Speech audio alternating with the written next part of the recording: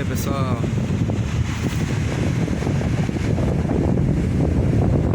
Hoje 29 de julho de 2021, registrando essa bela praia aqui pra vocês.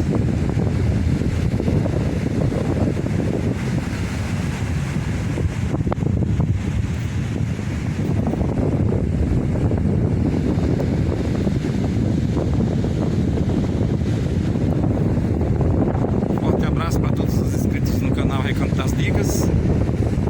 Fiquem todos com Deus. Continue se inscrevendo no canal, deixe seu like e aciona o sininho de notificações.